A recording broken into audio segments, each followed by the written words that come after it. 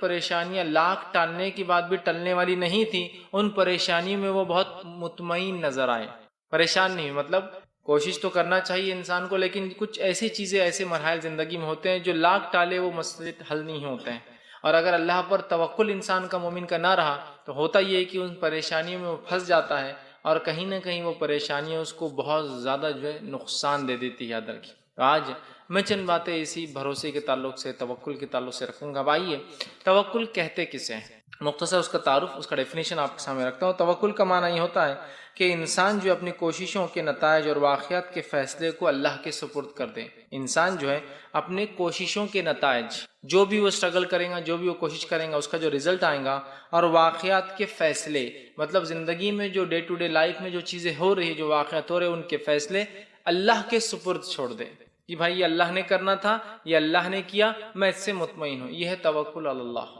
سمجھ رہے ہیں آپ بات کو، کہ زندگی کے معاملے میں جتنی کوششیں ہماری، جتنی کوششیں، تعلیم میں ہم کوشش کر رہے ہیں، پڑھائی میں، تجارت میں ہم کوشش کر رہے ہیں، حلال روزی کے لیے ہم کوشش کر رہے ہیں، یہ سب کوشش لاکھ کرنے کے بعد بھی الٹیمیٹ رزلٹ کس کے ہاتھ میں؟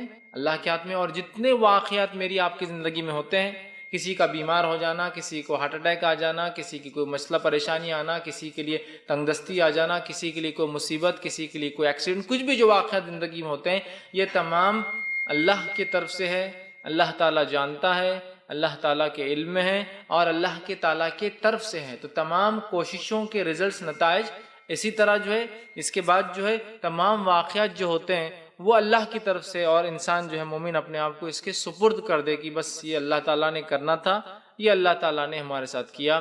اس کو کہتے ہیں توکل علی اللہ، اللہ پر بھروسہ، کہ جو کچھ ہونا ہے، لاکھ کوششوں کے بعد بھی نتیجہ اللہ کے ہاتھ میں ہے، واقعات جو کچھ ہوئے، جیسے ہوئے، یہ اللہ کی طرف سے تھے، اور ہمیں اس معاملے میں اطمینان کے ساتھ ان فیصلوں کو اللہ کے قبول کرنا چاہیے۔ جب مومن کا توکل مضبوط ہوتا ہے، بھروسہ مضبوط ہوتا ہے اللہ پر، تو پھر چاہے زندگی کے جو حالات آئے، جو کوششیں وہ کرتا ہے، نتیجے کے لیے وہ مطمئن ہوتا ہے کہ اللہ کی طرف سے تھا، اور اس کے ساتھ ساتھ جو ہے جو بھی واقعات زندگی میں گھٹتے ہیں وہ اللہ کی طرف سے ہوتے ہیں۔ جب توکل ہوتا ہے، انسان مصیبتوں اور پریشانیوں میں جو ہے فکروں سے اور اپنے آپ کو کسی نقصان سے بچا لیتا ہے۔ آج دیکھیے توکل علی اللہ کی اتنی کمی نظر آتی ہے، اور خود مسلمانوں میں یہ باتیں دیکھی جا رہی ہے کہ کوششوں کو یا محنتوں کو جو وہ کوششیں کرتے ہیں، اس کے نتیجوں کو وہ اپنے اوپر منسوب کرتے ہیں، اللہ کی طرف نہیں کرتے ہیں کہ بھائی میں نے اتنی کوشش کی، مجھے اچھی جاب کیوں نہیں ملی آج تک۔ اللہ پر بھروسہ نہیں ہوتا ہے کہ اللہ دینے والا ہے۔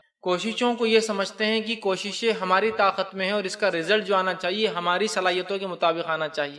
دنیا کی بڑی بڑی قومیں اور اقوام عالم میں بہت سارے لوگ اسی وجہ سے جو اللہ کے عذاب کے شکار ہوئے کہ انہوں نے جو کچھ دنیا میں کیا، کوشش سمجھا کہ ہماری کوشش کا نتیجہ جو کچھ اللہ نے دیا۔ مومن کوشش بھی کرتا ہے تو توکل کرتا ہے، نتیجہ اللہ کی طرف سے تھا، اور مومن کے ساتھ کوئی گھٹنا بھی واقعات ہو جاتی ہے تو اللہ پر بھروسہ کرتا ہے اور کہتا ہے یہ اللہ کی طرف سے تھا، جو کچھ ہوا اس کا یہ عقیدہ اور ماننا ہے وہ اللہ کی طرف سے ہونا تھا، جو کچھ ہوا ہے وہ یہ مانتا اور ایمان رکھتا ہے کہ یہ ٹلنے والی چیز نہیں تھی، اللہ نے یہ لانا ہی ہے، اور ساتھ میں ایمان رکھتا ہے کہ اس مصیبت کو ہٹانے کی طاقت بھی صرف اور صرف اللہ رکھتا ہے۔ نعمت بھی ملتی ہے تو اللہ کی طرف سے ملتی ہے، مصیبت بھی آتی ہے تو اللہ کی طرف سے آتی ہے، اور وہ اس پہ کامل توکل رکھتا ہے۔ یاد رکھیے یہ بڑی اہم چیز۔ ورنہ آج ہم کیا سمجھ رہے ہیں، میں نے کوشش کی، رزلٹ کیوں نہیں آیا، لہٰذا میرے کو جینے کا کوئی حق نہیں۔ بہت سارے واقعات آپ نے دیکھے، لوگ توکل نہیں کرتے اللہ پر اور سمجھتے ہیں کوششوں کے نتائج ہماری کوششوں کے مطابق ہونا چاہیے۔ مومن یہ کہتا ہے کہ کوششوں کے نتائج اللہ کی طرف ہے، ہمارا کام کوشش کرنا ہے، ٹھیک ہے، ہمارا کام ہے کوشش کرنا، نتیجہ کس کے ہاتھ میں؟ اللہ کے ہاتھ میں۔ لیکن جب انسان یہ سمجھتا ہے کوشش کرنا میرا کام، نتیجہ بھی اس کوشش کے مطابق ہی آنا چاہیے جو میں نے کی، لہٰذا جب وہ نہیں پاتا تو پھر ایسے راستے اپنا لیتا ہے، ایسے نقصان اپنے نفس کو پہنچا لیتا ہے، ایسے نقصان اپنے سماج کو پہنچا لیتا ہے، ایسے نقصان جو ہے ماحولیات کو پہنچا دیتا ہے، اسی کو انتہا نہیں۔ کئی لوگوں کو اللہ رحم کرے دیکھا گیا کہ کوشش کی تعلیم میں وہ چیز حاصل نہیں ہوئی، اپنی زندگی ختم کر لی، کہ تو انہوں نے کیا سمجھا یہ کوششوں کا نتیجہ وہی آنا چاہیے جیسی کوششیں ہوئی ہے۔ ایسا نہیں ہوتا، یاد رکھیے لاکھ کوششوں کے بعد بھی وہی ہوتا ہے جو اللہ تعالیٰ جو ہے چاہتا ہے، اس لیے کہ اللہ تعالیٰ کل مکمل مالک ہے تمام چیزوں کا، یاد رکھیے۔ اور مومن کا یہ بھروسہ ہے کہ اگر کچھ نہیں ہوا اس میں بھی خیر تھا، اور کچھ ہوا اس میں بھی خیر تھا، اور اسی کو کہتے ہیں توکل اللہ، کہ جو کچھ ہوا میرا پورا پکا بھروسہ ہے میرے رب پر کہ اس نے جو چاہا بہتر میرے لیے وہ کیا۔ اس چیز کو سمجھنے کی بہت زیادہ آج کے جو ہے سماج میں جو ہم لوگوں کو ضرورت ہے۔ اسی طرح جو ہے یہ بات بھی جو ہے مومن توکل کے اندر شامل ہے کہ ہم چاہے جتنی ہی کوشش کر لیں یا حالات جتنے ہی ناموافق ہو، انسوٹیبل ہو، چاہے تو ہم نے بہت کوشش کی، یہ حالات بہت ہی مطلب انسوٹیبل تھے، ٹھیک ہے، دونوں ہی شکلوں میں نتیجہ جو آئے گا وہ اللہ کی طرف سے ہوں گے. یاد رکھیے، کبھی یہ ہو سکتا ہے کہ حالات پورے ایسے ہو کہ جو کارساز نہ ہو، ایسے حالات ہو کہ جو درست نہ ہو، اس میں بھی اللہ پر توکل انسان رکھیں گا، ہو سکتا ہے اللہ اس کو اچھے نتیجے دے. کئی جگہ ہو سکتا ہے کہ حالات پورے سازگار دکھ رہے ہو کہ تو پورے میرے بینیفٹ میں، میرے حق میں، اس کے بعد بھی نتیجہ نیگیٹو یا نتیجہ منفی آ سکتا ہے. یاد رکھیے، تو ہمارا یہ ایمان ہے کہ ہم جو ہے کچھ بھی کوشش کر لے، ہماری کوشش سے جو ہے رتی برابر بھی حالات، یاد رکھیے، کوششوں کی وجہ سے یا حالات کی وجہ سے، چاہے موافق ہو چاہے مخالف ہو، سوٹیبل ہو یا انسوٹیبل ہو، ذرہ برابر بھی جو ہے فرق نہیں پڑتا. اس کے اینڈ ریزلٹ پر اللہ جو چاہتا ہے نتیجہ، یاد رکھیے، وہی نکلتا ہے. یاد رکھیے، نتیجہ وہی نکلتا ہے جو اللہ چاہتا ہے، اور یہی توکل ہے. یاد رکھیے، اسی کو کہتے ہیں اللہ پر بھروسہ. اور ہمیں چاہیے ہر معاملے میں اللہ تعالیٰ پر ہم جو ہے مکمل بھروسہ کریں، اور جو بھی نتیجہ آئے اپنے دل کو مایوس نہ کرے. عام زبان میں کہیں گے اپنے دل کو چھوٹا نہ کرے، اس لیے کہ مومن جب اللہ پر توکل کرتا ہے تو آنے والے نتیجوں سے وہ گھبراتا یا پریشان نہیں ہوتا. یاد رکھیے. اب آئیے اللہ رب العزت دیکھیے توکل کے تعلق سے اپنے نبی کو فرماتا ہے اور کہتا ہے سورہ آل عمران سورہ نمبر 3 آیت نمبر 159 میں 159 میں دیکھیے، اور کہتا ہے کہ پہلے تو کوئی مصیبت کی گھڑی یا کوئی جنگ ہو تو مشورہ لے لو اے نبی. جب مشورہ لے لو، کوئی نتیجے پہ آ جاؤ، تو پھر اللہ پر مضبوط بھروسہ کر لو اور پھر اس نتیجے پر جم جاؤ.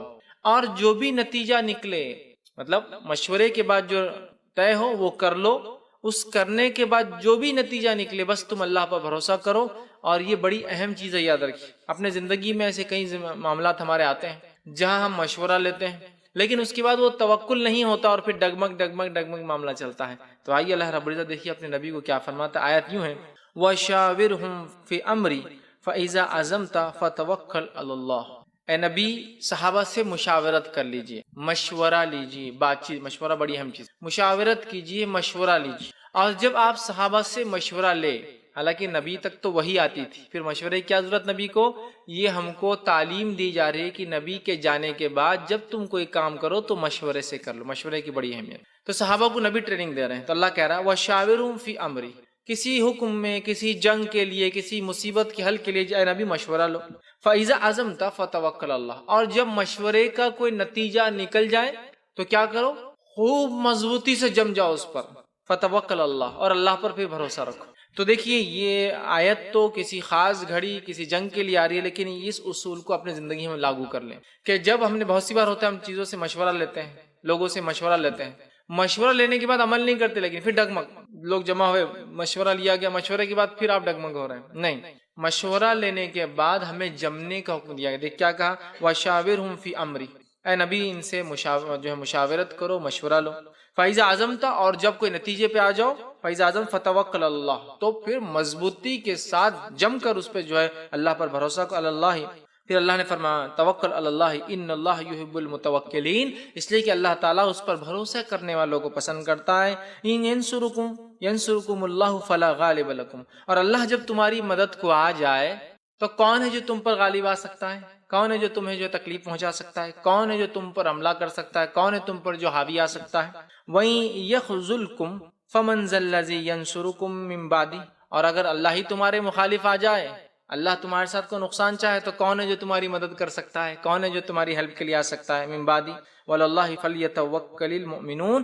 اور مومنوں کو چاہیے کہ وہ اللہ پر ہی توکل کرے.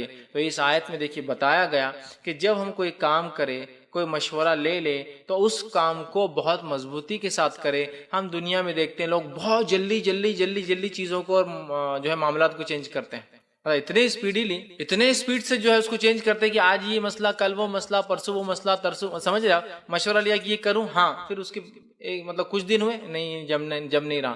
جب آپ کسی چیز کا مشورہ لے لے، کسی چیز کا معاملہ کر دے، تو مضبوطی کے ساتھ جمنا یاد رکھیے اس طے شدہ فیصلے پر. تو یہاں بھی اللہ رب العزت نے دیکھی کہا کہ جب آپ مشورہ لے لیں، مضبوطی کے ساتھ اس معاملے پہ جو ہے جم جائے، عزم کے ساتھ جم جائے. اب دیکھیے جنگ کے ماحول میں جب ہم نے فیصلہ لے لیا، جنگ یا مصیبت کا دونوں کے لیے آیا تھا، جنگ کے معاملے میں فیصلہ لے لیا اس میں بھی اللہ رب العزت نبی کو فرما رہا ہے کہ جنگ کی حالت میں بھی اگر تمہارے پاس جس سے تمہاری جنگ وہ امن کے لیے آئے تو امن دے دو، اور یہ مت گھبراؤ کہ تم سے ڈر کر جو ہے وہ آ گئے ہوں گے اس لیے اور بعد میں نقصان پہنچائیں گے، اس لیے کہ جب تم اللہ کے لیے یہ کرو گے اللہ تمہاری حفاظت کرنے والا ہے۔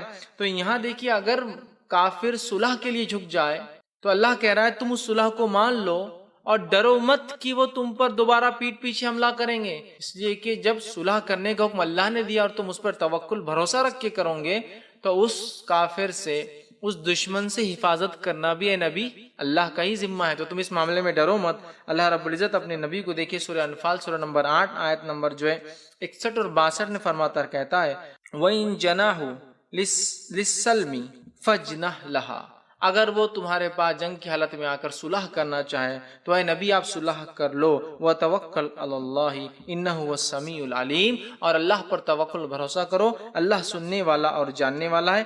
اور آگے فرما رکھا اور اگر وہ تجھے دھوکہ دینا چاہے تو وہ کچھ پرواہ نہیں کہ تجھے اللہ کافی ہو جائے گا۔ مطلب دیکھیے اللہ فرما رہا ہے اگر کافر بھی جنگ کی حالت میں تم سے صلح کرنے، دشمن بھی جنگ کی حالت میں صلح کرنے آئے، صلح کر لینا چاہیے، ڈرنا نہیں چاہیے ارے یہ تو حملہ کر سکتے ہیں۔ اس حملے سے بچانا، ان کی چال بازیوں سے بچانا کس کا ذمہ ہے؟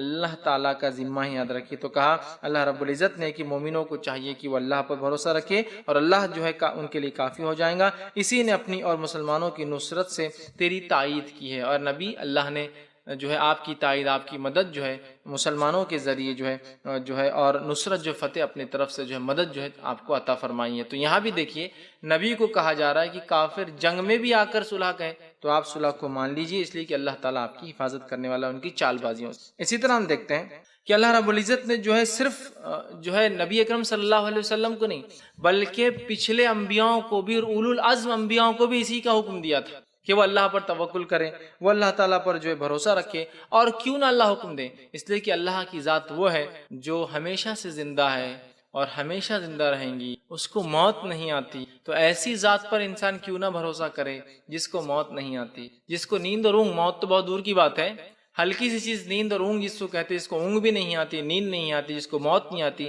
مسلمان کیوں نہ ان پر بھروسہ کرے۔ اور اللہ رب العزت نے اس بات کو دیکھے یوں فرمایا سورہ فرقان سورہ نمبر 25 اور آیت نمبر 56 اور 57 56 اور 57 میں اللہ فرماتا ہے وَمَا أَرْسَلْنَاكَ إِلَّا مُبَشِّرًا وَنَذِيرًا، اے نبی ہم نے آپ کو جو ہے لوگوں کو بشارت دینے والا اور خوشخبریاں دینے والا اور ڈرانے والا، گناہوں سے ڈرانے والا بنا کر جو ہے بھیجا ہے۔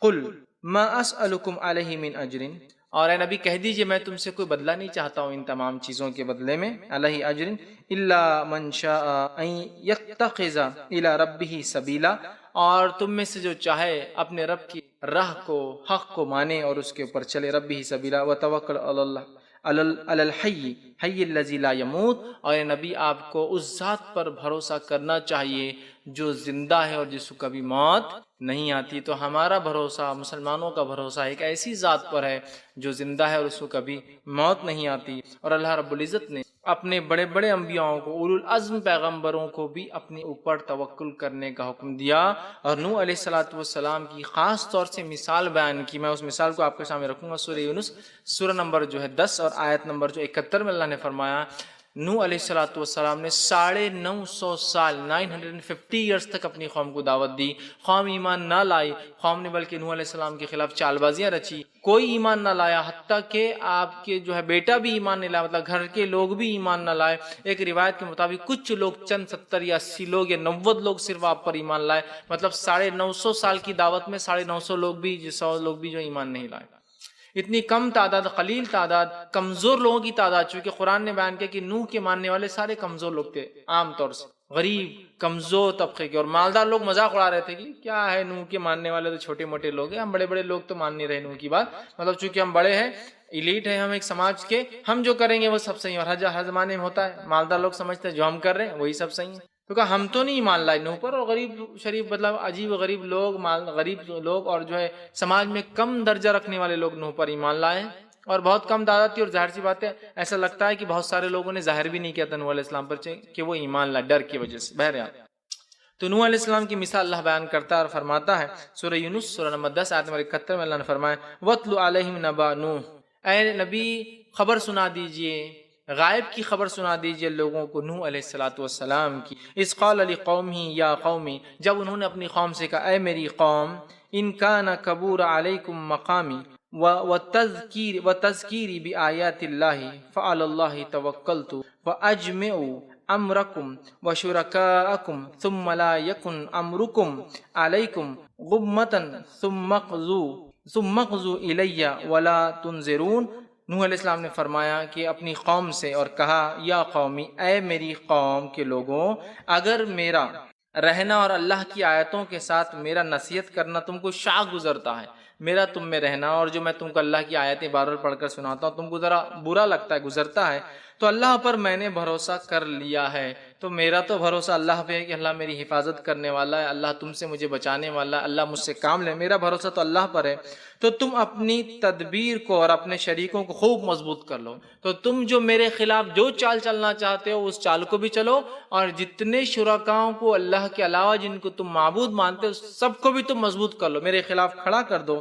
اور فرمایا خوب مضبوط کر لو، پھر تم پر تمہاری تدبیر چھپی نہ رہے، پھر اس کو مجھ پر پورا کر لو اور مجھے مہلت نہ دو۔ اور جو تدبیر تمہاری مجھ پر ہے، جو تم کہتے ہو کہ نوح نے اگر ہمارے معبودوں کے خلاف بات کی تو یہ معبود شاپت کر دیں گے، یہ معبود نوح کو برباد کر دیں گے، یہ معبود جو ہے نوح کو ہلاک کر دیں گے، تو تم جو کر سکتے ہو میرے خلاف کر لو، تمہارے معبود جو کر سکتے کر لو، اور زیادہ دیر مت کرو، جتنے جلدی ہو سکتے میرے خلاف کر لو، میں نے تو اپنا بھروسہ اللہ پر رکھ لیا ہے۔ تو نوح علیہ الصلوۃ والسلام، دیکھیے اللہ پر توکل کتنی عظیم چیز ہے کہ نوح علیہ الصلوۃ والسلام کا توکل، اللہ پر بھروسہ دیکھیے، ایک واحد شخص سے پوری قوم کے خلاف، اور پوری قوم کو آپ نے چیلنج کر دیا جو چاہے کر لو، میرا رب مجھے بچانے والا، پوری قوم کو چیلنج کر رہے ہیں۔ تمہارے شرکا جو تدبیریں چلتے ہو چل لو، چالے دیر مت کرو، جتنے جلدی چل سکتے ہو چل لو، میرا تو بھروسہ اللہ تعالیٰ پر۔ ایسا مومن کا بھی کامل بھروسہ اللہ پہ ہونا چاہیے، جیسے نوح علیہ الصلوۃ والسلام کا تھا کہ جو چاہے قوم کر لے، میں تو ڈرنے والا نہیں ہوں، اس لیے کہ میں حق کام کر رہا ہوں، میں حق کی بات کر رہا ہوں۔ تو نوح علیہ السلام کا دیکھیے توکل تھا، اور جب قوم کے لوگوں نے کہا نوح بہت بڑی بات کر رہے ہو، تم کو تو اب ہمارے معبود چھوڑیں گے نہیں، تمہیں ختم کر دیں گے، تم پر عذاب آ جائیں گا، تمہارے ساتھ یہ ہوگا، تمہارے ساتھ وہ ہوگا۔ نوح علیہ الصلوۃ والسلام مطمئن تھے، اور اللہ نے اس واقعے کو بیان کیا جب لوگ ان کو ڈرا رہے تھے۔ سورہ ہود سورہ نمبر 11 آیت نمبر 54 اور 55 میں اللہ نے بیان کیا اور فرمایا کہ نوح علیہ السلام کو جب لوگ ڈرا رہے تھے اور دھمکا رہے تھے اور کہہ رہے تھے کہ ہمارے معبود اب تمہارے ساتھ نوح یہ کریں گے وہ کریں گے، تو نوح علیہ الصلوۃ والسلام مطمئن تھے، اور انہوں نے جواب دیا اور قوم کو کہا انی اشہد اللہ واشہدوا انی بریء مما تشرکون۔ اور نوح علیہ السلام نے کہا میں اللہ کو گواہ کرتا ہوں اور تم کو گواہ ہو، تم بھی گواہ ہو اس پر، ان سے میں بیزار ہوں جن کی تم عبادت اللہ کے ساتھ کرتے۔ نوح علیہ السلام نے گواہی دی کہ میں گواہی دیتا ہوں اور تم بھی گواہ رہنا ہے میری قوم، میں بری ہوں، میں بیزار ہوں، میں جو ہے پریشان ہوں جن چیزوں کی تم اللہ کو چھوڑ کر عبادت کرتے ہو، میں کھل کر اس کا اعلان کرتا ہوں، میں کوئی ڈرتا نہیں ہوں ان معبودوں سے، میں کوئی گھبراتا نہیں ہوں کہ میرے ساتھ کیا کریں گے، اس لیے کہ کچھ بھی نہیں کر سکتے۔ مما یشرکون دونی فکیدونی جمیعا ثم لا تنظرونی انی توکلت علی اللہ ربی و ربکم۔ اور نوح علیہ السلام نے فرمایا اور کہا کہ تم جو ہے پھر ٹھہراتے ہو، پھر تم سب مل کر میرے ساتھ داؤ کر لو، جو تمہیں کرنا ہے وہ کر لو، میرے ساتھ داؤ کر لو، پھر مجھے مہلت نہ دو، میں نے اللہ پر جو میرا پروردگار ہے اور تمہارا اس پر بھروسہ کر لیا ہے۔ تو نوح علیہ السلام کی قوم نے جب چیلنج کیا، نوح علیہ السلام نے کہا تمہیں جو کرنا ہے کر لو، تمہارے شروع کا جو کر سکتے کر لو، میں نے تو کامل بھروسہ اپنا اللہ تعالیٰ پر کیا ہے۔ تو یہ دیکھیے کامل بھروسے کی مثال ہے، توکل اللہ کی یہ جیتی جاگتی مثال ہے کہ نوح علیہ الصلوۃ والسلام نے پوری قوم کے خلاف چونکہ اللہ کا پیغام لے کر آئے تھے، آپ کو یقینی بھروسہ تھا کہ اللہ تعالیٰ میری مدد کریں گا۔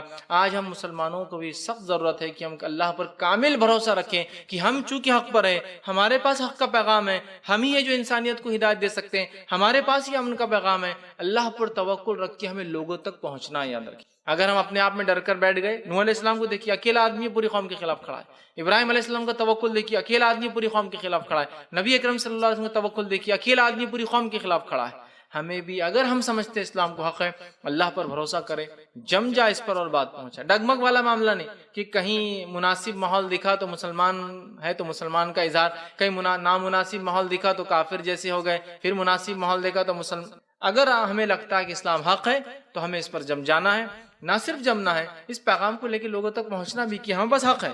اللہ پر بھروسہ ہے، جو ہوں گا اللہ کی طرف سے ہوں گا۔ نوح علیہ السلام کو دیکھیے، چیلنج کر دیا لوگوں کو، چیلنج کر دیا معبودوں کو، کیا کرتے کر لو۔ آج الٹا ہو رہا ہے، کافر چیلنج کر رہے ہیں، غیر مسلم چیلنج کر رہے ہیں، ناحق لوگ مسلمانوں کو چیلنج کر رہے ہیں، اور ہم ڈر رہے ہیں ان کے چیلنج سے۔ ابراہیم علیہ السلام کو بھی لوگوں نے چیلنج کیا کہ ہمارے معبود تمہیں نہیں چھوڑیں گے۔ ابراہیم علیہ السلام نے کہا تم اللہ کے ساتھ شرک کر کے نہیں ڈرتے اور مجھے ڈراتے ہو یہ ان چیزوں سے۔ مطلب حقیقت میں جو اللہ کے ساتھ شرک کر رہا ہے وہ نہیں ڈر رہا ہے، اور جو توحید پرست ہے وہ ڈر رہا ہے مشرکوں سے۔ تو یہ سمجھنے کی چیز ہے، یہ جاننے جب حق ہے ہمارے پاس تو ہم اس پہ پورا بھروسہ کریں، اور اس پورے بھروسے کے ساتھ توکل کے ساتھ آگے بڑھیں۔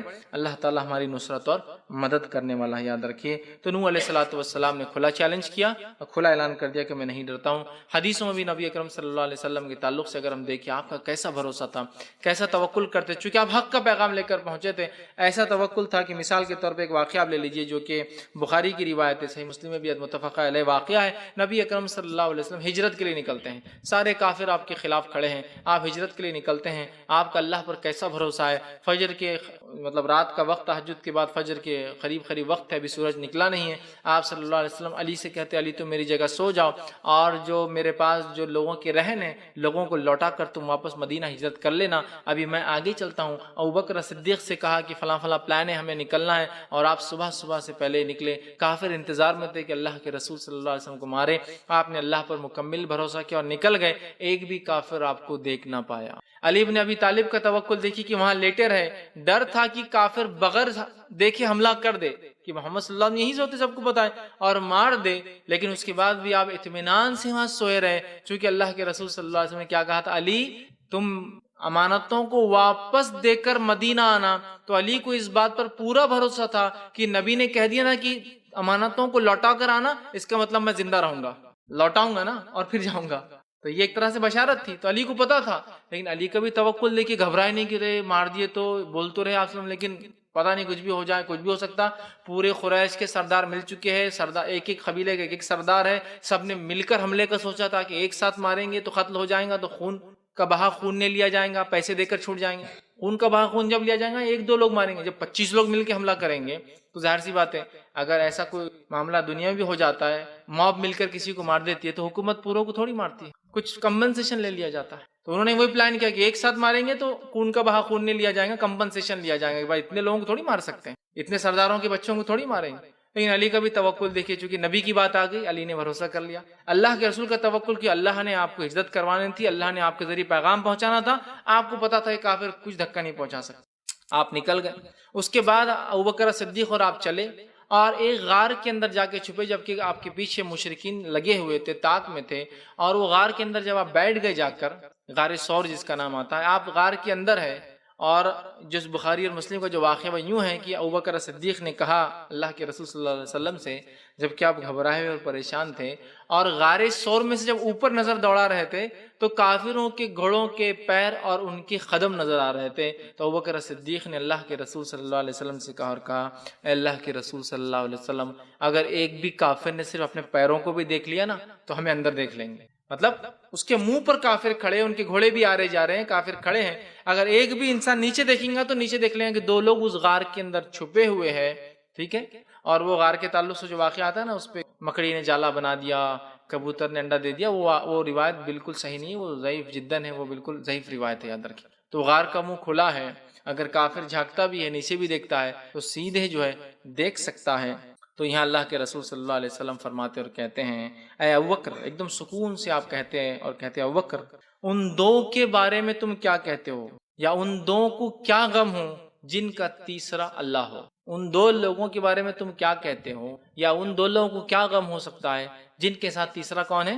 اللہ ہے۔ ہم کس لیے کام کر رہے ہیں ابوبکر؟ یہ اللہ کے لیے۔ تو تم کیا کہتے ہو ان دو لوگوں کے بارے میں جس کا تیسرا اللہ ہے؟ اتنے اطمینان کے ساتھ آپ کہہ رہے ہیں جبکہ کافروں کی قدم سامنے دکھ رہے ہیں۔ ایک سچویشن لگائیے، جانے دیجیے وہ کافروں کی جنگ کی وہ سچویشن چھوڑ دیجیے، کوئی آپ کی جان لینے تو لائے، کیونکہ ایسا الحمدللہ ہمارے ساتھ ہوتا نہیں ہے۔ ایک ایسی سچویشن لے لیجیے، کارنر پہ پولیس والا کھڑا ٹریفک، اور آپ کے ہاتھ لائسنس نہیں، کیا حالت ہوتی؟ چالو گاڑی، نکل جاؤ یہاں سے، ادھر سے بھاگو، پیچھے گلی سے نکلو، ادھر سے بھاگو، پکڑے، یہ سب پلاننگ ہوتی ہے نا۔ کتنی گھبراہٹ، خالی پولیس والے کی گھبراہٹ اندازہ لگا لیجیے، وہ زیادہ سے زیادہ آپ کو فائن ڈالیں گا اور آپ کو کچھ پیسہ دینا پڑے گا۔ گھبراہٹ وہ کیسی ہوتی ہے نا، اتنا سیناریو اندازہ لگا لیجیے، تو باقی وہ اندازہ لگا سکتے ہیں کہ ایک دشمن جان لینے پہ تلوار کھڑا ہے سامنے، جس کے قدم سامنے دکھ رہے ہیں، اور اس سچویشن میں آپ کیا فرما رہے ہیں اے ابوبکر، کیا خیال ہے تمہارا ان دو لوگوں کے بارے میں یا ان دونوں کو کیا غم ہو سکتا ہے جس کا تیسرا کون ہے؟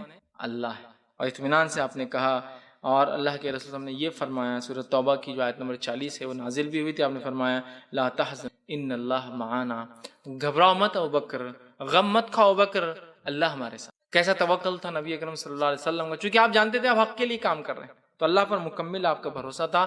ہمیں مسلمانوں کو بھی آج سخت ضرورت ہے اللہ کے دین پر، اللہ پر مکمل بھروسہ کرے، توکل کرے اور لگ جائے کام سے، یاد رکھیے، اور ڈرے نہ، اس لیے کہ کوئی چیز ہمیں نقصان نہیں پہنچا سکتی سوائے جو اللہ چاہیں گا۔ لیکن جب توکل ہوگا تو خواہ کی مصیبتوں اور پریشانیوں سے جو ہم لے لیتے ہیں اس سے ہم بچ جائیں گے، اور اطمینان کے ساتھ اچھا بھی ہوا تو اللہ کی طرف سے تھا، کوئی نقصان بھی ہوا تو اللہ نے جو ہونا ہے وہ تو ہونا ہے، خواہ فکر کر کے کیا فائدہ ہونے، تو اس چیز سے ہم بچ جاتے ہیں۔ تو آپ صلی اللہ علیہ وسلم نے اطمینان کے ساتھ یہ کہہ دیا۔ جو اسی طرح ہم دیکھتے ہیں کہ نبی اکرم صلی اللہ علیہ وسلم کے تعلق سے آتا ہے کہ آپ کے تعلق سے ایک اعلان کیا گیا، یہ بخاری کی روایت ہے۔ اعلان کیا کیا گیا کہ نبی اکرم صلی اللہ علیہ وسلم کو زندہ یا مردہ، آپ کا سر جو لا لیں گا، زندہ یا مردہ جو لائیں گے نعوذ باللہ، اس کو 100 اونٹ انعام دیے جائیں گے، اور ایک کافر جس کا نام سراقہ بن جو ہے جاشم تھا، وہ بڑا مضبوطی کے ساتھ بہت پریسائسلی اونٹ کی مینیاں کہاں کہاں تھی، کیا اندازہ ہو سکتا ہے، سب کے بالمقابل اس کا ڈائریکشن، اس کا گیس بہت رائٹ تھا۔ سارے مشرکین ان کے گیس بگڑ گئے تھے، وہ بہت صحیح گیس سے چل رہا تھا، اور ایک وقت تو ایسا آیا کہ وہ پیچھے پہنچ گیا، آپ سنیں، اور ابوبکر صدیق تھے، وہ ہر تھوڑی دیر کو پیچھے پلٹ کے دیکھتے کہ پیچھے سے وہ آ تو نہیں رہا ہے، اور وہ پیچھے آ رہا تھا۔ لیکن روایت میں آتا صحیح بخاری کہ نبی اکرم صلی اللہ علیہ وسلم نے پورے اس واقعے کے اندر ایک بار بھی پیچھے پلٹ کر نہیں دیکھا، اور صرف آپ تلاوت قرآن کرتے رہے، ایک بار بھی نہیں دیکھا پیچھے پلٹ کے کہ وہ کہاں تک آیا، وہ کیا کرنے والا ہے۔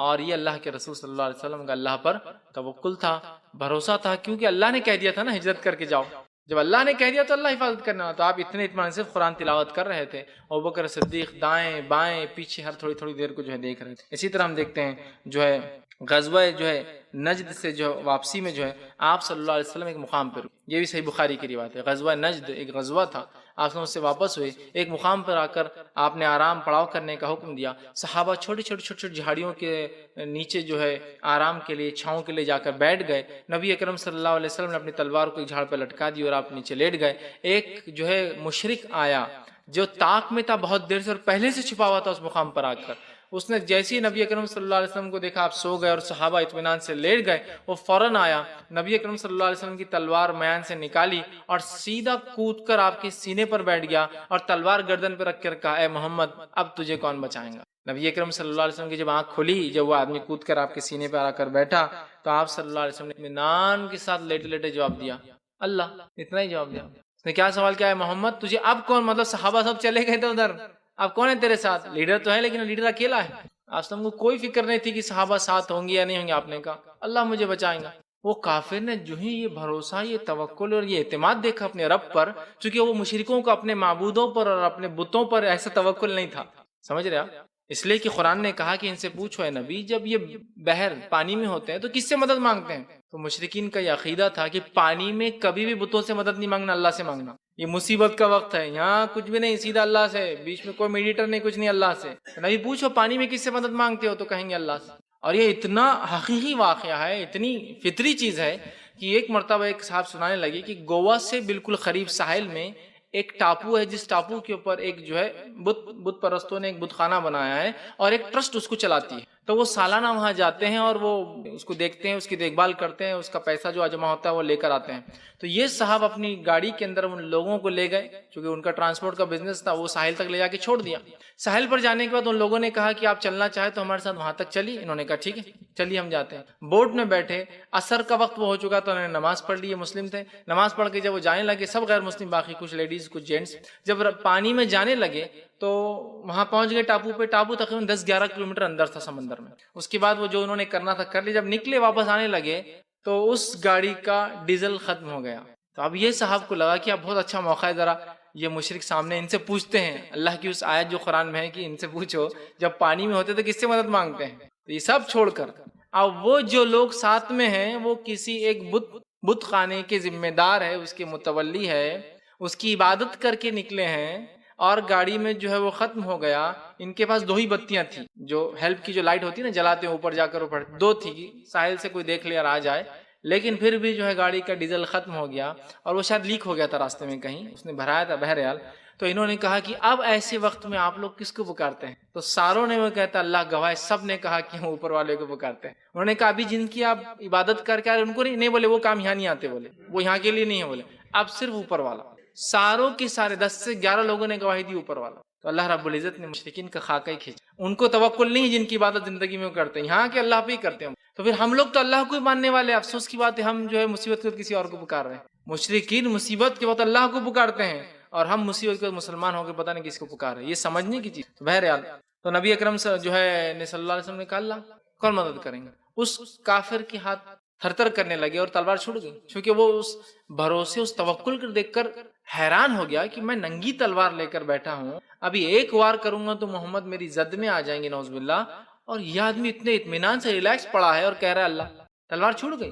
آپ صلی اللہ علیہ وسلم نے تلوار کو ہاتھ میں لے لیا اور آپ اس کے اوپر سوار ہو گئے۔ اس لیے نبی اکرم صلی اللہ علیہ وسلم جو ایک پھرتیلے انسان تھے، ٹھیک، آپ فوراً چڑھ گئے۔ اب تجھے کون بچائیں گا؟ اور اس کے پاس کوئی جواب نہیں، کون بچائیں گا اس کے؟ تو اب مصیبت کا وقت ہے، مصیبت کے وقت اپنے بتوں کو نہیں پکارتے تھے مشرکین، وہ اللہ کو ہی پکارتے تھے۔ سمجھ رہے آپ؟ تو اللہ کے رسول ہم کا دیکھیے توکل۔ بخاری کی ایک اور روایت ہے، خیبر میں جو ہے جس یہودی نے نبی اکرم صلی اللہ یہودن نے یا نبی اکرم صلی اللہ علیہ وسلم کو جو ہے زہر دیا، جب آپ کو زہر دیا گیا، آپ نے پوچھا تو نے زہر کیوں دیا تھا؟ تو کہا میں جو ہے آپ کو قتل کرنا چاہتی۔ تو آپ نے کہا کہ تم لوگ اس کی طاقت نہیں رکھتے، تم لوگ اس کی طاقت نہیں رکھتے، اس لیے کہ نبی اکرم صلی اللہ علیہ وسلم بھروسہ تھا کہ اللہ تعالیٰ اپنے آخری نبی کو اپنے دشمنوں سے تو کم نہیں مروائیں گا۔ سمجھ رہے آپ؟ یہودی جو اللہ کے دشمن ہے قیامت تک، کم از کم ان کے ہاتھوں سے تو نبی کو تکلیف نہیں پہنچیں گی۔ یہ آپ کا توکل بھروسہ تھا، آپ نے کہا کم از کم تم تو مجھے نقصان نہیں پہنچا سکتے، تم کو اللہ نے صلاحیت نہیں دی کی طاقت ہے نا۔ تو آپ کا بھروسہ دیکھیے کس طرح سے تھا کہ جب آپ دین حق کے داعی تھے تو آپ کو بھروسہ تھا۔ جامع ترمذی کی ایسی ایک روایت ہے، احد اور حنین کے جو ہے معرکوں میں، ان جنگوں میں جب نبی اکرم صلی اللہ علیہ وسلم کے صحابہ دور ہو گئے آپ سے، دنیاوی پورے جس کو کہیں گے وسائل ختم ہو گئے نا، جنگ کے اندر اگر جنگ میں کوئی ساتھ نہ ہو تو پھر آدمی نہتا ہے، لیڈر بھی ہو، سپہ سالار بھی ہو، تو کیا اس کی حیثیت ہے؟ اب خالی ایک ادنا انسان ہے، مار دیا جا سکتا۔ نبی اکرم صلی اللہ علیہ وسلم نہتے ہو گئے، آپ کے اصحاب آپ سے دور ہو گئے، تب بھی آپ نے جو ہے ایک معجزانہ طور سے جو ہے بتایا کہ اللہ پر توکل ایسے موقع پر بھی کیا ہوتا ہے۔ یہ نہیں کہا کہ جتنے ہیں مجھے آ کے جلدی سے سپورٹ کر لو، مجھے جلدی سے بچا لو، مجھے جلدی بھاگنا پڑے گا، میری حفاظت، کچھ نہیں کہا۔ آپ توکل اطمینان کے ساتھ اس میدان میں تھے۔ آپ نے صحابہ کو آواز دی کہ میں اس طرف ہوں، لیکن یہ نہیں کہا کہ اب مجھے کون بچائیں گا، میرے بچانے کے لیے آ جاؤ، کافر میرے پیچھے پڑے ہیں، کافروں تھوڑی دیر کے لیے رک جاؤ ذرا، دو ہاتھ میرے، کچھ نہیں۔ آپ بالکل کہا کہ صاحب میں ادھر ہوں، چونکہ صحابہ میں غلط فہمی کیا پھیل گئی تھی، آپ صلی اللہ علیہ وسلم شہید ہو گئے، تو وہ بتانے کے لیے کیا ہے میرا صاحب میں ادھر ہوں، پیچھے کی طرف پلٹ گیا، بس اتنا کہا۔ اور چند صحابہ جو نزدیک تھے وہ آ کر آپ کے پاس جمع ہو گئے تاکہ خبر پہنچ جائے کہ آپ حیات ہے، آپ کو کوئی نقصان نہیں پہنچایا۔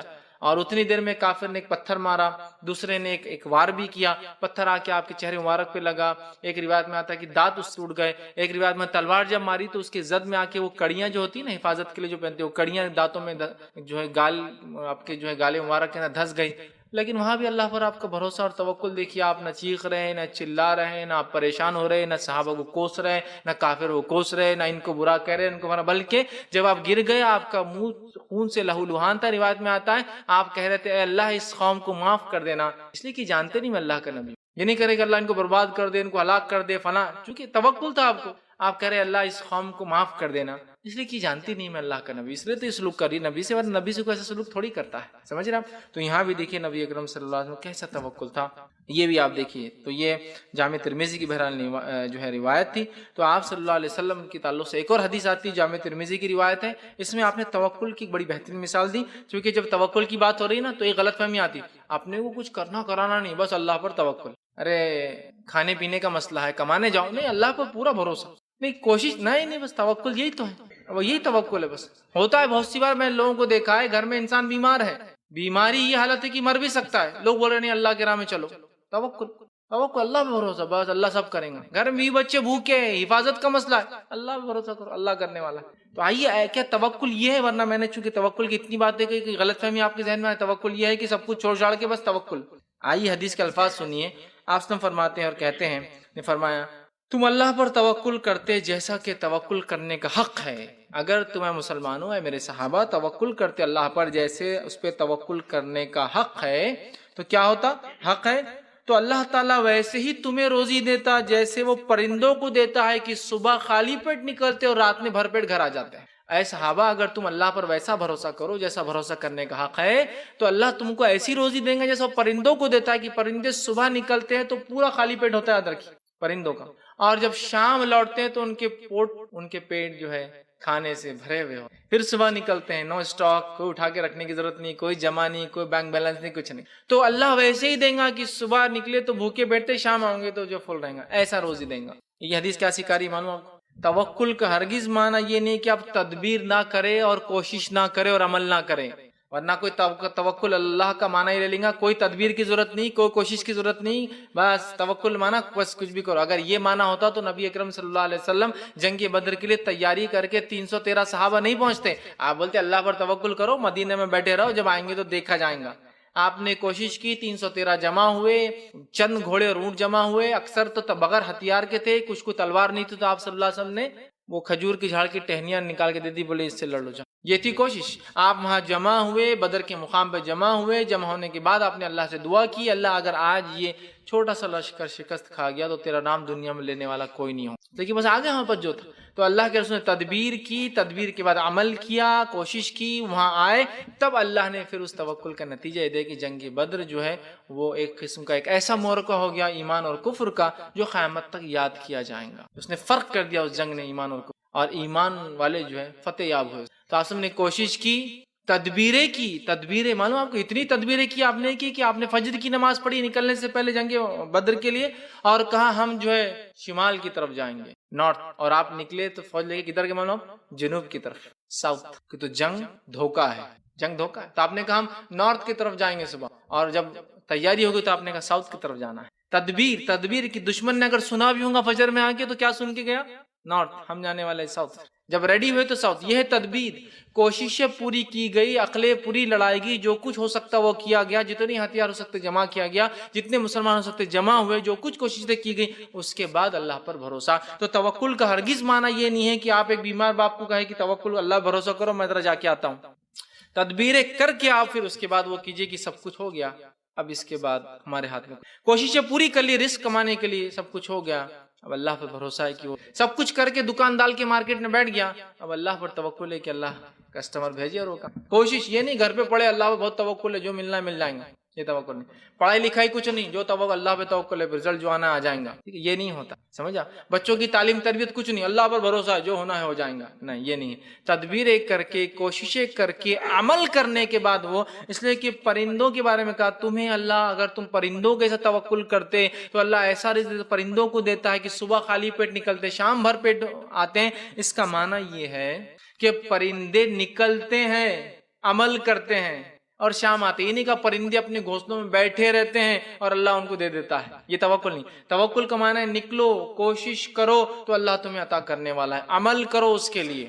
بہت سے لوگ توکل کا بہت ہی بھدا معنی دیتے ہیں، یہ کہ توکل کا معنی کچھ بھی، بس سب اللہ کے ہاتھ میں، آپ کو کچھ کرنے کی ضرورت نہیں. کمانے کا کیا، ارے کیا ضرورت ہے، ارے پڑھائی لکھائی کا کیا ضرورت ہے، بس اللہ پہ بھروسہ، اللہ پہ بھروسہ. ارے کھیتی کا وقت ہے، بیج ڈالنا، ارے اللہ پہ بھروسہ کرو، بس چلو بیج سب ہو جاتا ہو، خود بخود بیج لگ جائیں گے، خود بخود جھاڑ آ جائیں گے، کوئی مسئلہ نہیں تم کو کرنے کا. بچے اچھی خاصے 10th پاس ہو رہے ہیں، 11th کی تیاری سے پہلے آ جا رہے ہیں اور بولے چلو بس کوئی ضرورت نہیں تم کو پڑھائی وڑھائی کی، اللہ سب کچھ کر لیں گا، دنیا گزار دے گا. توکل کا یہ بھدا معنی نہیں ہے. توکل کا معنی یہ ہے ساری تدبیریں کر کے، ساری کوشش کرنے کے بعد جو رزلٹ آئیں گا، عمل کرنے کے بعد، وہ اللہ تیرے ہاتھ میں. سمجھ رہا؟ ورنہ جنگ بدر میں آپ سب بدر کے مقام پہ جاتے نہیں، بولتے آنے دو مدینہ میں، دیکھا جائیں گا جو ہوگا. اللہ پر توکل. پلان کیا ہے کہ مدینے کے لوگوں کو نقصان نہیں ہونا چاہیے، اگر ہم ہار جاتے ہیں تو ایٹ لیسٹ اتنا وقت ملنا چاہیے کہ وہ نکل سکے. اس لیے تو بدر کے مقام پہ جا رہا ہے تاکہ دور ہو سٹی سے، سٹی کو لاس نہ ہو، سٹی کو نقصان نہ ہو. تو یہ توکل ہے، یاد رکھیں. اس چیز کو ہم کو سمجھنے کی ضرورت ہے کہ توکل کا یہ بھدا معنی کوئی نہ لے کہ اس کا معنی ہے کچھ کوشش نہ کرے، کچھ تدبیر نہ کرے، بس اللہ پہ بھروسہ ہے، اس طرح سے وہ کرے. تو یہاں اللہ کے رسول فرمایا ویسے رزق دیتا جیسے پرندوں کو دیتا ہے کہ خالی پیٹ نکلتے ہیں اور بھر پیٹ واپس آتے. تو یہاں ہم دیکھ رہے ہیں توکل کا معنی جو ہے نبی اکرم صلی اللہ علیہ وسلم سمجھا رہے ہیں، اس میں تدبیر بھی شامل ہے، اس میں کوشش بھی شامل ہے، اور مطلب پلاننگ بھی شامل ہے، اس کے اندر آپ کی طرف سے کوششیں بھی ہے، اس کے اندر آپ کچھ نہ کچھ کریں گے، اور اس کے بعد جو ہے عمل بھی شامل ہے، پورا عمل ہے اس کے اندر، یاد رکھیے، صرف بیٹھنا نہیں ہے، یاد رکھیے. اور یہاں آپ سے فرما رہے ہیں کہ انسان اگر اللہ پر توکل کرے تو اللہ رزق پرندوں کے جیسا ان کو دیں گا. مطلب انسان جو قتل، غارت گری، چوری، چکاری، دھوکہ، جھوٹ بول رہا ہے رزق پانے کے لیے، لیکن اگر اللہ پر توکل کرے کہ میں اگر صحیح طریقے سے چلوں گا، اسلام پر چلوں گا، جو اللہ کو دینا اور رزق دیں گا، تو انشاءاللہ عزیز اللہ تعالیٰ ویسے ہی رزق دیں گا جیسا پرندوں کو اللہ تعالیٰ رزق دیتا ہے. اور کیوں نہ اللہ رب العزت نے سورہ ہود سورہ نمبر 11 آیت میں 6 میں فرما رکھا وَمَا مِن دَابَّةٍ فِي الْأَرْضِ إِلَّا عَلَى اللَّهِ رِزْقُهَا. ایسا زمین کا کوئی دابہ کیڑا مکڑا نہیں ہے جس کا رزق اللہ کے ذمہ نہ ہو. اور دابہ کہتے ہیں ایسے جانوروں کو جو جانور اپنے پیٹ کو رگڑ کر چلتے ہیں, اپنا ویٹ خود نہیں اٹھا پاتے ہیں. جیسے کہ جس کو کہیں گے ریپٹائلز میں ایسے بہت سارے ہوتے ہیں, جیسے گرگٹ ہو گیا یا چپلک ہوئی, یہ لوگ پیر تو ہوتے ہیں لیکن پیر پہ چل نہیں پاتے ہیں. پیٹ اور پیر دونوں ان کے مکس جو ہے اس میں یوز ہوتے ہیں اور وہ جانور جو آگے چلتا ہے. تو یہاں دیکھیے اللہ فرما رہا ہے ایسا کوئی دابہ, ایسا کوئی جانور نہیں زمینی جو رینگتا ہو زمین کے اوپر جس کا رزق اللہ کے ذمہ نہ ہو. تو جب وہ جانور جو خود اپنے آپ کو اٹھا کے نہیں چل سکتے ان کا رزق اللہ کے پاس ہے, تو باقی لوگوں کا کیا ہے؟ سمجھ رہے بات کو؟ تو بہرحال تمام لوگوں کا رزق اللہ کی طرف ہے, اللہ تعالیٰ تمام کو رزق دینے والا ہے. ہمیں توکل کرنے کی ضرورت ہے. سورہ طلاق سورہ نمبر 65 آیت نمبر 2 میں فرما رکھا ہے کہ آیت یوں ہے وَمَن يَتَّقِ اللَّهَ يَجْعَل لَّهُ مَخْرَجًا وَيَرْزُقْهُ مِنْ حَيْثُ لَا يَحْتَسِبُ وَمَن يَتَوَكَّلْ عَلَى اللَّهِ فَهُوَ حَسْبُهُ. یہاں اللہ فرماتا ہے اور کہتا ہے کہ جو اللہ کا تقوی اختیار کرتا ہے یجعل لہ مخرجا, اللہ اس کو مصیبت سے نکلنے میں آسانی عطا فرما دیتا ہے. وَيَرْزُقْهُ مِنْ حَيْثُ لَا يَحْتَسِبُ, اور ایسی جگہ سے روزی دیتا ہے جہاں سے اس نے گمان بھی نہیں کیا ہوگا. وَمَن يَتَوَكَّلْ عَلَى اللَّهِ فَهُوَ حَسْبُهُ, اور جو اللہ پر بھروسہ کرتا ہے اللہ اس کو کافی ہو. یہ آیت کا شان نزول یوں آتا ہے کہ ایک صحابی رسول کو ایک جنگ میں پکڑا گیا, پکڑ کے دشمنوں نے لے گئے, اور دشمن جو تھے وہ بزنطینی لوگ تھے, رومی لوگ تھے. انہوں نے لے جا کر اس صحابی کے پیر میں جو ہے کڑیاں ڈال دی. کڑیاں ڈالنے کے بعد ان کے والدین آئے اور کہ اللہ کے رسول ہمارے بچے کو پکڑ لیا گیا ہے, پیروں میں کڑیاں ڈال دی گئی, کیا کریں؟ آپ سب نے کہا کثرت سے استغفار کرو, کثرت سے استغفار کرو. دونوں والدین نے کثرت سے استغفار کیا, کثرت سے استغفار, اتنا استغفار کیا کہ وہ صحابی کہتے اچانک رات میں میرے پیر کی بیڑیاں کٹ گئی, لوہے کی سلاخیں ٹوٹ گئی اور میں کھڑا ہو گیا, فوراً بھاگا. ایک اونٹنی سامنے تھی, اس کے اوپر سوار ہو گیا. اس اونٹنی کے چکر میں کئی اونٹ پیچھے لگ گئے, وہ ریوڑ کی شاید لیڈر تھی, کہیں لگ گئے. میں نے انہیں ہکالنا چاہا لیکن وہ اونٹ پیچھے نہیں گئے. میں اس اونٹنی کو لے کر آیا. صبح جب مدینے پہنچا, میرے والدین فجر کا وقت تھا, تب تک استغفار کر رہے تھے. ملا تو میرے والدین بہت خوش ہوئے میری آواز سن کر, انہوں نے مجھے لپٹا لیا. میں گھر پہ رہا, آرام کیا.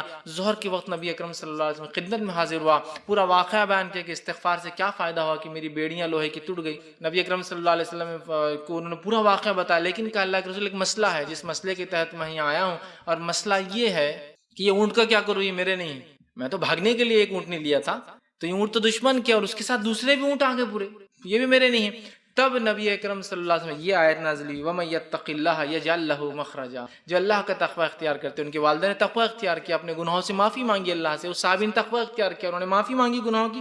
يَجْعَل لَّهُ مَخْرَجًا, اس کو مصیبت سے نکالنا اللہ آسان کرتا ہے. وَيَرْزُقْهُ مِنْ حَيْثُ لَا يَحْتَسِبُ, اور ایسی جگہ سے روزی جہاں سے تو نے سوچا بھی نہیں ہوگا. جب یہ آیت نازل ہوئی آپ نے کہا یہ اونٹ تیرے ہے, جو چاہے کر ان کے, تو چھوٹ کر بھی آئے, اونٹ بھی مل گئے. ٹھیک, تو یہ ہے اللہ, جب اللہ کا تقوی اختیار ہوتا ہے اللہ راستہ نکالتا ہے. آگے فرمائیں وَمَن يَتَوَكَّلْ عَلَى اللَّهِ فَهُوَ, اور جو اللہ کو اپنے لیے اس پہ توکل کرتا ہے اللہ ان کے لیے کافی ہو جاتا ہے. ان کے والدین نے اللہ کو اپنے لیے کافی سمجھا, اس صحابی نے اللہ کو اپنے لیے کافی سمجھا, اللہ ان کے لیے کافی ہوا اور اس میں سے نکال دی. تو اللہ کے توکل کے بڑے فائدے یاد رکھیے, بڑے فائدے یاد رکھیے.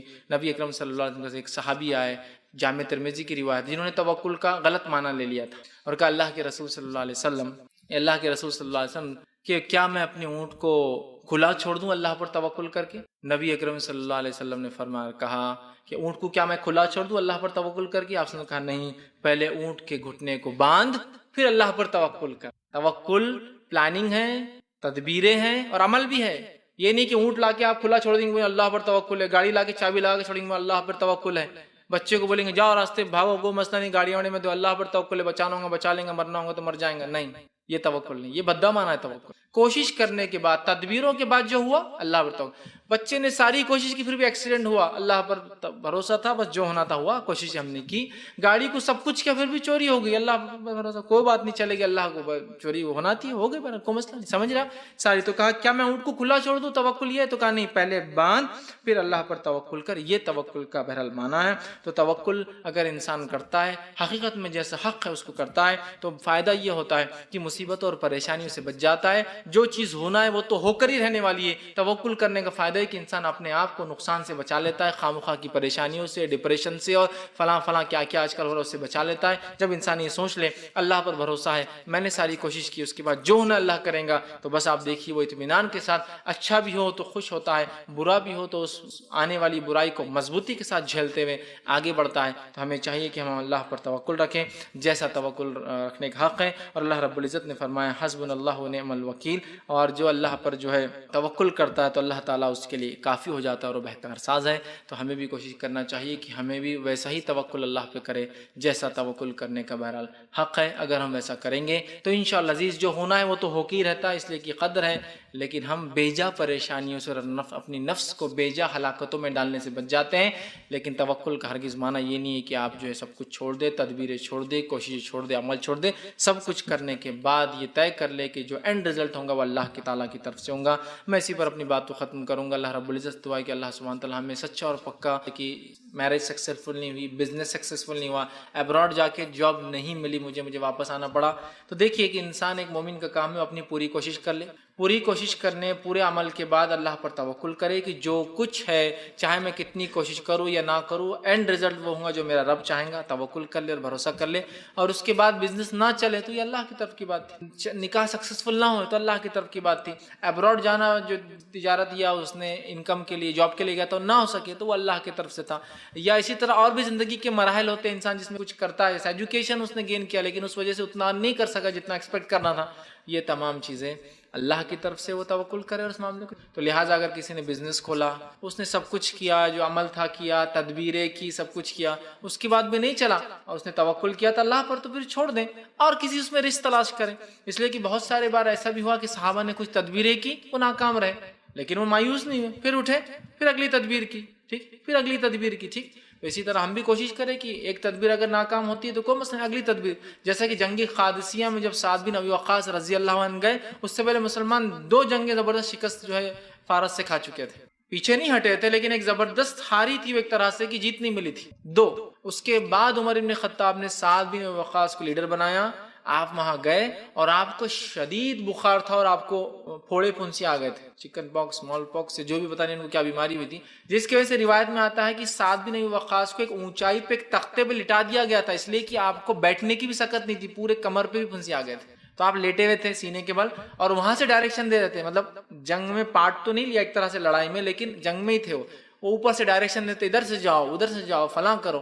تو آپ نے جو کوشش کی تو تیسرے بارے مسلمانوں نے بھی جیت حاصل کی. لیکن یہ 2 چیزوں نے ان کو مایوس نہیں کیا کہ ہم تو اللہ کے ماننے والے ہیں اور عمر ابن خطاب کی خلافت میں ہم لڑ رہے ہیں ایسے شخص کے, اور پھر بھی ہم شکست کھا رہے نہیں. تو وہ جانتے تھے کہ یہ نتیجہ ہار بھی ہمارے لیے فائدہ مند ہے, جیت بھی ہمارے لیے فائدہ مند ہے, دونوں ہی نتیجے ان کو اللہ کی طرف سے تھے اور ان کو قبول تھے وہ. تو لہٰذا اگر کسی انسان نے کوئی بزنس کیا, تجارت کی, ناکام رہا, سب کچھ کوششیں تدبیریں کرنے کے بعد بھی اللہ پر توکل تھا اس کا, تو بہرحال اس کا مطلب یہ ہے کہ وہ اسے چھوڑ دیں اور اگلے کسی چیز کی طرف جائے, لیکن مایوس نہ ہو, یہ نہ سمجھے کہ وہ ناکام ہو گیا. بلکہ دیکھیے بہت سی بار ہوتا ہے انسان کوئی کوشش کرتا ہے اور اسے لگتا ہے یہی میرے لیے سب کچھ ہے, اس سے اچھا کچھ نہیں ہے, اور اس کے 10 سال بعد اس سے پوچھیے آپ کو کیا لگتا ہے, تو وہ کہتا ہے سب سے اچھا وہی ہوا تھا جو جب ہوا کہ میں نے وہ نہیں کیا, ورنہ آج وہاں پھنس جاتا, یہاں نہیں آ پاتا تھا. ایک ہی انسان کی 2 رائے رہتی, ایک میں نے بزنس کیا, سب کچھ لڑا دیا اور ایسا لگا تھا یہ نہیں تو کچھ نہیں دنیا. 10 سال گزر گئے اس چیز کو, جس مقام پہ وہ تب ہوتا ہے, اس سے کوئی انٹرویو لیے کہ بھائی وہ 10 سال پہلے تو آپ ایسے مایوس ہو گئے تھے بزنس میں, ایسا سب کچھ, بولیں گے اچھا وہ ڈوبا تھا, اگر وہ نہیں ڈوبتا تو میں یہ نہیں کرتا اور یہ نہیں کرتا تو اتنی ترقی شاید آج نہ پاتا. تو پہلا کام بھی اللہ پر توکل کے ساتھ, اگلی سٹیپ بھی توکل کی, اللہ اس میں کامیابی نہیں ملی. تو بہرحال ناکامی بھی ایک طرح سے ایک مومن کو کامیابی کی طرف ہی لے جاتی ہے. تو انسان اپنی کوششیں بہرحال کرتا رہے, اور اگر کسی تجارت میں بھائی کو ناکامی ملی ہے تو وہ چھوڑ دے, پھر اللہ پہ بھروسہ کرے, پھر فیلڈ میں کوشش کرے, وہ فیلڈ شاید ان کے لیے لائق نہیں ہوں گی, اور اللہ تعالیٰ ہی بہتر جانتا ہے کہ اس نے ہمارے لیے کہاں اور کیسا رزق لکھا ہے. اور اللہ تعالیٰ واقعی میں جب عطا کرنے پہ آتا ہے انسان کو, تو بہرحال انسان جو ہے اس سے وہ ہو جاتا ہے, پریشان ہوتا ہے, مطلب تعجب میں ہو جاتا ہے کہ اللہ کہاں سے دے رہا ہے. اور جب اللہ تعالیٰ روک لیتا ہے, وہ اس کی مرضی, مشیت اور اس کی حکمت ہوتی ہے, تو تب انسان پریشان ہوتا ہے, لیکن وہ بھی اس کے لیے خیری ہوتا ہے, اس لیے کہ اللہ اس کو ایک اگلے مشن کے لیے, ایک اگلے بڑے کام کے لیے بہرحال تیار کرتا ہے اس کے لیے. تو بہرحال وہ مایوس نہ ہو, بلکہ اگلا اسٹیپ لے, وہ اس کو چھوڑے اور آگے کام جو ہے دوسرا بزنس وہ تلاش کرے. السلام علیکم. فیض بھائی, جیسا آپ نے بتایا کہ استغفار جو صحابی نے پڑھے تھے, اس کے بعد جیسا وہ صحابی چھوٹ گئے تھے, لیکن جیسا آج کے جو حالت ہے ہمارے، تو وہ ہمارے اوپر آتے ہیں تو ہم کس طرح سے کریں؟ جیسا استغفار کریں یا دوسرا کچھ؟ بھائی نے ایک اچھا سوال کیا کہ اس صحابی کو جس کو دشمنوں نے گرفت میں لے لیا تھا، شکنجے میں لے لیا تھا، جیل کی جو ہے وہ قید میں، اور خاص طور سے روایت میں الفاظ ہیں ان کو، چونکہ کبھی کیا ہوتا ہے جنگوں کی حالت میں جیل فل ہو جاتے ہیں، جیل میں رکھنے کا موقع نہیں ہوتا، تو لوگوں قیدیوں کیا کرتے ہیں، سلاخوں میں باہر باندھ کے رکھتے ہیں کئی زمانے تک، پھر جیل جیسے سے خالی ہوتی ہے نئے جیل بنتے ہیں تو ڈالا جاتا ہے، یا کبھی ان کو مار دیا جاتا ہے جنگی قیدیوں کو، یہ سلوک ہوتا ہے ان کے ساتھ۔ تو بہرحال وہ صحابی کو سلاخوں میں، وہ جیل میں تو نہیں تھے لیکن سلاخوں میں باندھ دیے گئے تھے جیسا عام طور سے قیدیوں کو باندھا جاتا ہے، تو انہوں نے استغفار کیا۔ تو بہرحال آج کے حالات میں ہمارے لیے اس میں کیا نمونہ ہے؟ تو دیکھیے صحابی کے جو حالت تھی اس میں والدین تو کوئی کوشش کر ہی نہیں سکتے تھے، کیونکہ تو دو ملکوں کا مسئلہ تھا، ان کو لے رومی پکڑ کے لے گئے تھے شام، اور شام ان کی حکومت تھی، مطلب ایک طرح سے ایک ملک کے کسی سپاہی کو دوسرے ملک والوں نے پکڑ لیا، تو ہم تو نہتے ہو جاتے، وہ بھی وار، پرزنر آف وار بولے تو کچھ بھی نہیں ہو سکتا، دوسرے تو بھی بھائی مچھلی والا پکڑا گیا ہمارے ہندوستانی فلاں ملک میں تو ہم کیس کر سکتے، بارڈر کے ادھر کھیتی کرتے کرتے اس کے جانور چلے گئے تھے پکڑ لیا، وہ ایک الگ چیز، لیکن پرزنر آف وار لڑنے آیا تھا نا، مشکل ہوتی ہے۔ تو یہاں والدین کے پاس دنیاوی کوئی ذریعہ نہیں تھا مدد کا، وہ صحابی کے پاس بھی کوئی مدد کا ذریعہ نہیں تھا دنیاوی اعتبار، چونکہ وہ قیدی ہے اور وہ بھی ایک دوسرے ملک میں ہے اور بیڑیوں کے اندر بالکل باندھے رکھے گئے، تو لہٰذا انسانی سطح پر کوئی کوشش نہیں کی جا سکتی تھی دونوں طرف، ورنہ کوئی پھر اس روایت کو لے کے بولیں گے دیکھو اس میں کیا تھا، استغفار کے علاوہ کیا کیا، اس میں چونکہ کوئی کوشش کا ذریعہ دونوں کے پاس نہیں تھا، آخری اور ایک ہی ذریعہ جو تدبیر، جو کوشش اور جو عمل وہ کر سکتے تھے وہ کیا تھا؟ جو آپ سب کو جب پوچھا گیا کہ ہم کیا کریں تو آپ نے فرمایا استغفار کی کثرت کرو، اور والدین نے سچے دل استغفار کی، سارے دن اور رات وہ کہتے ہیں، کتنے دن رات، بہرحال میں وہ واقعہ بول رہا ہوں، بہت دنوں تک والدین کے حقوق، جو میرا لیکچر ہے اس میں میں نے بہت تفصیلی واقعے کو رکھا ہے، کئی دنوں تک یا روایت میں آتا کئی وقفے تک وہ استغفار کی کثرت کرتے رہے، استغفر اللہ، یہ استغفار کے فوائد میں سے یاد رکھی، توبہ اور استغفار میں نے اس بیان کو رکھا تھا، استغفار کے فوائد ہیں، وہ اپنے گناہوں سے اللہ سے معافی مانگتے رہے، ٹھیک، اور اللہ نے اس دعا کے بدلے، چونکہ والدین کی دعا اللہ رد نہیں کرتا ہے، پھر استغفار کی فضیلت اس پر یہ تھی کہ انہوں نے اپنے گناہوں سے معافی مانگی، اللہ نے ان کی بیڑیوں کو توڑ دیا۔ تو آج بھی ایسا کسی کے ساتھ ہوتا ہے کہ ظالمانہ طور سے ہوتا ہے، اس کا بھی حل یہ کہ والدین استغفار کی کثرت کرے، نتیجہ اللہ پر توکل کرے، لیکن نتیجہ عمل، مطلب اس کا رزلٹ جو آئے گا وہ اللہ کے ہاتھ میں ہوتا ہے، اللہ جیسے اور جب بہتر سمجھیں وہ کریں۔ لیکن ہم سے بھی ایک چوک یہ ہوتی، جب بھی کوئی ہمارے ساتھ حادثہ ہوتا ہے، ہم سوائے اس کے کہ کس کو آواز دے اور کس کو دنیا میں طرف سے پکارے ہم بھاگتے، بلکہ سب سے پہلے ہمیں دین کی طرف رجوع کرنا چاہیے، اللہ کی طرف رجوع کرنا چاہیے، اللہ یہ کیا ہو گیا، اور اللہ سے کثرت سے استغفار کرنا چاہیے، اس لیے کہ استغفار مصیبتوں کا حل ہے، استغفار بارش نہ ہونے کا حل ہے، کہ بارش چاہتے ہیں تو استغفار کرے، استغفار اولاد نہ ہو تو اس کا حل ہے، استغفار بہت بڑے بڑے مسائل کا حل ہے، استغفار مصیبت میں جب انسان پھنس جائے جبکہ کوئی حل نہ ہو اس کا حل ہے، تو استغفار ایک بہت بڑا ہتھیار ہے جو ایک مومن کے پاس ہے، ہمیں چاہیے ہم کثرت سے کریں۔ نبی اکرم صلی اللہ علیہ وسلم روایت میں آتا ہے 70 مرتبہ یا 100 مرتبہ دن میں سے استغفار یا توبہ کرتے، توبہ استغفار ہم مانا ایک ساتھ استعمال ہونے والے دو لفظ ہیں، توبہ یا استغفار کرتے 100 مرتبہ یا 70 مرتبہ، یہ ہمارے لیے ایک نمونہ ہے کہ ہم بھی کثرت سے استغفار کریں۔ الحمدللہ استغفار کے ایسے فائدے ہیں، ایسی مصیبتیں بھی حل ہو جاتی ہیں جو ان مصیبتوں کے بارے میں کبھی کبھار ہم نے سوچا بھی نہ ہوگا۔ تو بہرحال آج بھی اگر کسی کے ساتھ یہ ظلم ہوتا ہے تو وہ بھی استغفار کی کثرت کرے، انشاءاللہ عزیز اللہ رب العزت جو ہے ضرور بھی ضرور مدد کریں گا۔ السلام علیکم۔ صلی اللہ علیہ وسلم نے یہ سوچا تھا کہ ہم جنگ لڑے یا نہ لڑیں، صحابہ نے کہا کہ کچھ صحابہ نے کہا ہم لڑیں گے، کچھ نے کہا نہیں، پھر کچھ نے کہا کہ نہیں، زور دیا ہم لڑیں گے، نبی اکرم صلی اللہ علیہ وسلم نے حکم دیا کہ مجھے بختر پہنایا جائے، تلوار لگا دی جائے، پھر صحابہ کو احساس ہوا کہ یہ تو بہت خطرناک خطرہ لے لیا ہم نے، خطرہ لے لیا نا ایک طرح سے، اس لیے کہ نبی کی جان کو خطرہ، مدینہ سے اتنا قریب احد ہے کہ اگر احد پہ اگر ہم ہارتے ہیں اس میدان کی جنگ تو دشمن تو سیدھا مدینے میں حملہ کریں گے نیکسٹ۔ تو پھر کچھ لوگ آئے اور جنہوں نے یہ کہا تھا کہ یہ کرنا ہے، کہا کہ اللہ کے رسول یہ نہیں